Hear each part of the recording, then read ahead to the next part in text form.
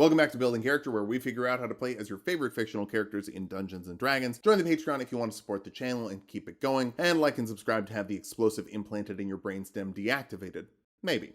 Today we're building Deadshot, a gun-toting, foreboding, armor-loading fellow with a head that might be exploding, also known as Floyd Lawton. To be fair, if my name was Floyd, I'd want an alter ego too. Sorry to the fans named Floyd catching a stray there, but you won't catch a stray from Deadshot. He's gonna hit.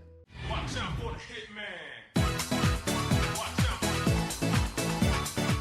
Let's start off with our goals for this build. First, we need to be so accurate so you can shoot the shark repellent off Batman's belt from several skyscrapers away. Secondly, you're like one of 5 people who are called the world's greatest assassin in DC, so we've got to prove that you're the one who deserves that title the most. Finally, Deadshot is a master of karate, he knows jujitsu, and he drives like a gangster when he's driving to see you. Basically, you need to be able to handle foes up close with some punches and kicks. Stats next, we're using the standard point array. Roll for stats if you want, just make sure your dex and wisdom are high enough to be a multi-class and assassin. Dexterity is number 1 at 15, you shoot things good, that's what Deadshot does. Wisdom next, if you're gonna try and kill someone 2 blocks away, you gotta be able to spot them. Follow that up with Constitution, you're just a silly little guy compared to Superman, but some extra hit points seems appropriate. Strength at 12, we really don't need it for anything other than climbing or whatever, but that's Slipknot's thing, he can climb anything. Intelligence next, we don't really need it for anything, let's leave it at 10, and Charisma is our lowest stat with 8. You're not winning the hearts and minds of people, you're blowing up the hearts and minds of people. Floyd is a human, custom lineage can be anything, even a human, that's what Floyd is. So we'll go custom lineage, add 2 to our dexterity for more rootin' tootin' shooting and letting you grab a feat of your choice. Personally, I like crossbow expert, but if your DM has firearms in their setting, you might want to take gunner instead. Corey put both on the graphic and I'll let you choose. Both let you ignore the loading property of the respective thing they're for, and let you disregard disadvantage when you make a ranged attack roll with a creature within 5 feet of you. But gunner gives you proficiency with guns, and crossbow expert lets you fire an extra shot as a bonus action. So yeah, that's why I like crossbow expert better, because it's better. Grab sleight of hand for your skill of choice for some quick draws, and for your background, your dad was a real booty hole of a guy, but he had money and status, so pick the noble background for proficiency in history, and swap persuasion for intimidation, because that's more Deadshot style. We'll kick things off as a rogue for maximum proficiencies. Take athletics, stealth, perception, and acrobatics, so you can climb up stuff, hide on the roof, see people from the roof, and do backflips on the roof while you wait for your target to get in sight. Then with expertise, you can double your proficiency in a couple of skills. Go for perception to see good in athletics because it looks like Slipknot didn't make it. Oh no. Good news. You also get sneak attack though, letting you add 1d6 of extra damage to attacks when you have advantage on the enemy or another enemy within 5 feet of that enemy. That damage will keep going up with more rogue levels, so let's do that. Second level rogues get cunning action, letting you dash, disengage, or hide as a bonus action. That'll help you get advantage on your shots, letting you pull off your sneak attack more consistently. Third level rogues can choose a roguish archetype, and we're gonna go with assassin for assassinate. That lets you crit on creatures you have surprised, and you have advantage on attacks against creatures who haven't acted in initiative order yet. You're probably gonna go first with your big dexterity score. Also, you get steady aim, giving you advantage on attack rolls against creatures if you haven't moved as a bonus action. That's guaranteed sneak attack damage, you know, as long as you don't move, and you have 2d6 sneak attack damage. So that's pretty nice combo right there. Fourth level rogues get an ability score improvement or a feat, and we gotta have the sharpshooter feat, so let's just do that now. That lets you ignore all but full cover. You no longer have disadvantage when firing at long range, and you can take a -5 penalty to your attack roll to add 10 to the damage roll, making your hits even more devastating at the cost of a little accuracy. We'll balance that out though. By jumping over to fighter for a fighting style, we're gonna go with archery for +2 to attack rolls you make with any ranged weapon. See, we're balancing out the penalty from last level, as long as 2 and 5 are the same number. You also get second wind, letting you heal 1d10 plus your fighter level as a bonus action. It'll help you stay in the fight even when a bat-shaped boomerang busts your face and cracks your red little monocle. Jumping over to monk now for martial arts, letting you use your dexterity modifier instead of your strength when making attack and damage rolls with unarmed strikes, and your damage die is a d4 rather than strength mod +1. Whenever you make an attack action with a monk weapon or an unarmed strike, you can make an unarmed attack as a bonus action as well to get a little combo if people get up close. Unfortunately, just because your unarmed attacks do the same thing a finesse weapon does that doesn't give them the finesse property, it's annoying.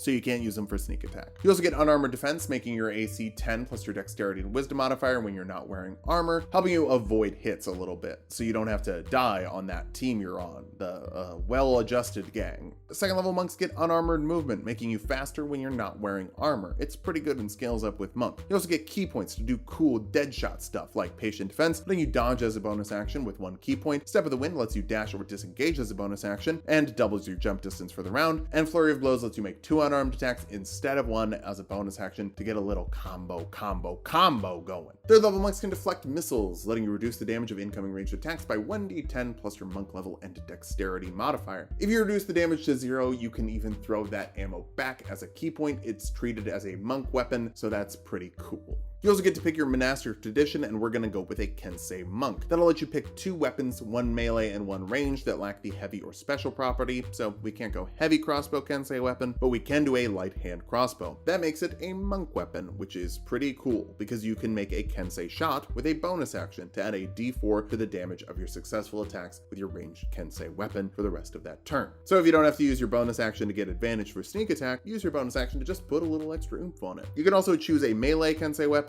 probably like a dagger, to add 2 to your AC till the start of your next turn when you make an unarmed attack as part of your action. Basically, it's a parrying dagger, and you didn't even have to kill Patches for it. But most importantly, you get Way of the Brush to gain the power of the gods, granting you proficiency in calligraphy supplies. 4th level monks get a last ability score improvement, and now is the perfect time to raise your dex and con by 1 respectively, making your dexterity +4 and your con +2 for more hit points, AC, accuracy, and damage. You also get slow fall, letting you use your reaction when you fall to reduce damage by 5 times your monk level. If you're going to climb up buildings, you need to get down safely. Maybe you got a little tiny parachute on your back. Back over to Fighter now for Action Surge, letting you make an extra action once per short rest. You won't be able to get your sneak attack if you use that to attack twice in the same turn, but if you use that action to prepare an attack action for, like, I don't know, Harley Quinn getting attacked, you can shoot the thing that's attacking Harley Quinn and get sneak attack, because sneak attack procs on every turn, not every round. So that's kind of a weird, quirky little quirked up thing you can do. 3rd level fighters get to choose a martial archetype, and if you're getting a lot of headshots, you gotta go for champion. That'll give you improved critical, so you critically hit on a 19 or 20, which means you're more often going to get that big, satisfying red mist popping out the back of people's heads. 4th level fighters get an ability score improvement or feat, raise your dexterity to 20 to be as accurate and deadly as humanly possible. Back over to rogue now. 5th level rogues get uncanny dodge, letting you have the damage from an attack you can see with a reaction. You're not the squishiest of fellas, but this will stop you from dying. Sneak attack also bumps up to 3d6 here. 6th level rogues get expertise, use it on acrobatics for sick flips because you're a dexterous guy, and that'll help you out of a grapple if you need to, and stealth to keep a low profile while you're wearing a colander as a mask. 7th level rogues get evasion, letting you take half damage on dexterity saving throws and no damage on successful ones. Lots of fireballs in your line of business, so don't die there. Sneak attack also bumps up to 4d6. 8th level rogues get another ability score improvement or feat, raise your wisdom for more precision with your eyes and for better AC. Pact and monk now for an extra attack. We're getting it pretty late in the game, but it lets you take 2 shots or make 2 strikes with your attack action. That's twice as many chances to crit, and with action surge, that can be 4 attacks that you shoot, or you could do action surge to make 4 unarmed attacks, followed by a flurry of blows for 6 attacks. Near, far, wherever they are, you are injuring their heart, so their heart won't go on. 6th level Kensei monks get magical Kensei weapons, making your attacks with Kensei weapons magical in terms of overcoming resistances. So you got kryptonite bullets if you need to shoot Superman. You're probably gonna have to shoot Superman. Everyone tries to shoot Superman at some point. You also get death strikes, letting you spend a key point once per turn to add an extra d6 of damage when you're using a Kensei weapon. So you can just pump another d6, like another level of sneak attack on there. Pretty cool. Finally, you get key empowered strikes that also make your punches magical in terms of overcoming resistances. I don't know, maybe that's like kryptonite boxing gloves or something.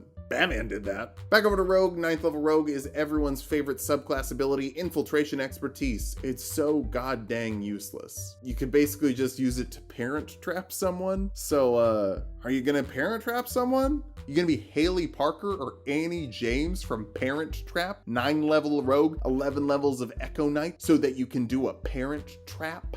Free build here. Sneak attack bumps to 5d6. 10th level rogues get another ability score improvement or feat, bump your wisdom up. With your expertise, your passive perception is now 24. So your blue light block and monocle can keep you aware of your surroundings and help you aim. Now that you've hit level 20, let's figure out how viable this build is. First, accuracy. That's pretty good.